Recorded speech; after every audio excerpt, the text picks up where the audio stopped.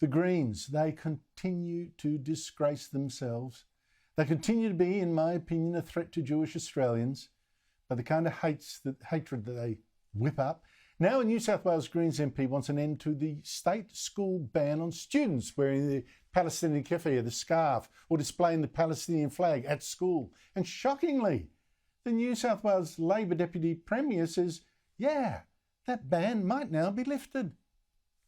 Palestinian students have not been allowed to wear their keffiyeh at school, that they haven't been able to have a Palestinian flag on their bags, that when they have, sat up all night watching the conflict and grieving for family and friends, that then when they go to school that they're not allowed to talk about the fact that they're Palestinian. We're not neutral on most crimes. Why would we be neutral on war? Maybe it's timely to look at this. Joining me is Federal Liberal MP Julian Leeser, himself Jewish. Julian Leeser, thank you so much for joining me. Is the New South Wales Deputy Premier right that it is time to look at dropping this ban on students showing the Palestinian flag or keffiyeh at school? Well, Andrew, I think when we have a situation in this country where across every conceivable measure Australian students are flatlining, whether it's reading, whether it's writing, whether it's comprehension, whether it's mathematics, the Education Minister in New South Wales should be completely focused on improving those performances and not bringing activism into the schools. It was only a year ago that Prue Carr was saying that schools were not a place for activism. I want to see students going back to the 3 Rs and not dealing with these matters. I note this was an issue that she got from the Greens Upper House MP, an obscure Greens Upper House MP, Abigail Boyd. I'm sick of seeing Labor locking arm in arm with the Greens and stealing their policies. It's time that the Labor Party did what we are going to do, which is put the Greens last in every seat. Well, I just think the Greens are helping to make a lot of Jewish students already feel unsafe in schools, universities, with their incitement that I think will embolden some in the community. Now you've got actually Green Senator Mehreen Faruqi, Julian Leeser. Mehreen Faruqi going to be on a Senate committee looking into reports of anti-Semitism at universities, even though she's refused to call even for the disbanding of the Hamas terrorist group. Now you have asked why she was putting herself on this committee. Here is her response this morning.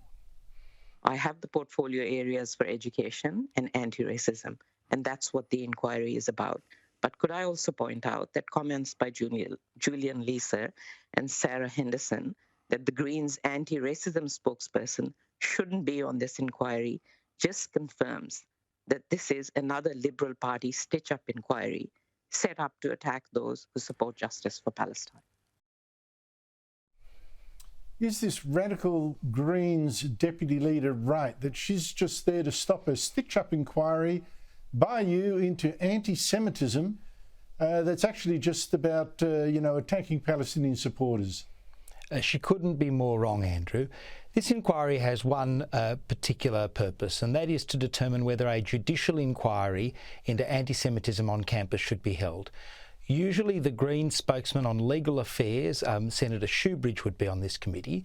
But very strangely, Senator Faruqi has inserted herself into this inquiry, and we've basically just heard what her motivation is. This is a person who doesn't take anti-Semitism on campus seriously in any way, shape or form. And we know that anti-Semitism on campus was a problem before the 7th of October, but that it's reached fever pitch since that time, and the university authorities have just failed to take action. We've had academics denying that the rapes on the 7th of October actually existed. We've had Jewish students spat on. We've had Jewish students wearing yarmulkes, kippahs, the religious clothing of Jewish people being taunted and told that they were responsible for the actions of the Israel Defence Force. We've even had a Jewish student who wanted to have a Shabbat dinner and invite her Jewish and non-Jewish friends in her college, the place that she lived, have a dinner and then the next morning have Palestinian flags shoved under her door.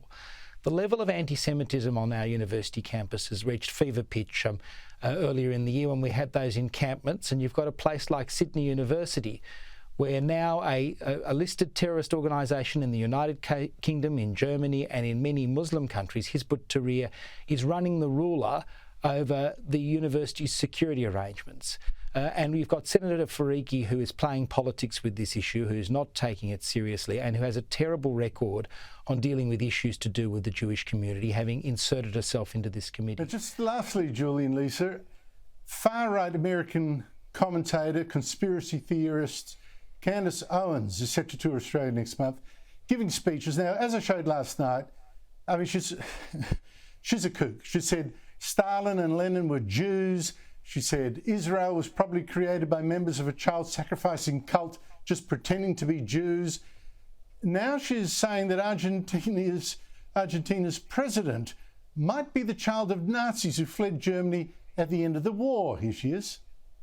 First among them, Milei in Argentina. Now, I want to be very clear. I don't trust anything that crawls out of Argentina with blue eyes. There's a reason for that. And that reason is because after World War II, a lot of Argentinians suddenly had blue eyes. Now, this woman's a total freak show on two legs. I mean, it's incredible. But, you know, the anti-Semitism is just so strong. The Albanese government is considering banning her. Should Owens be banned or should free speech be defended? Andrew, I'm always for defending free speech, but I think she's jumped the shark on too many occasions here, and I think where you were going with your commentary on her last night, I think is right. I think particularly at this time when we've seen a almost 800% increase in the level of anti-Semitism and anti-Semitic incidents, we don't want to put more fuel on the fire. People don't have a right to a visa to Australia, and I don't think we should be bringing people to Australia who are effectively kooks, as you've rightly said. And so if Tony Burke is going to cancel her visa, while he's got his pen in his hand, he might also want to cancel the visas of any Hamas supporters who might be here and any supporters of any other terrorist organisation who might be here as well.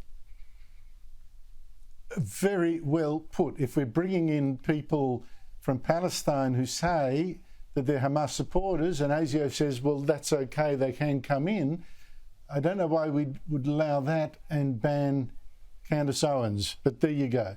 That's just me, that's just you. Julie and Lisa, thank you for your time. Thanks, Andrew.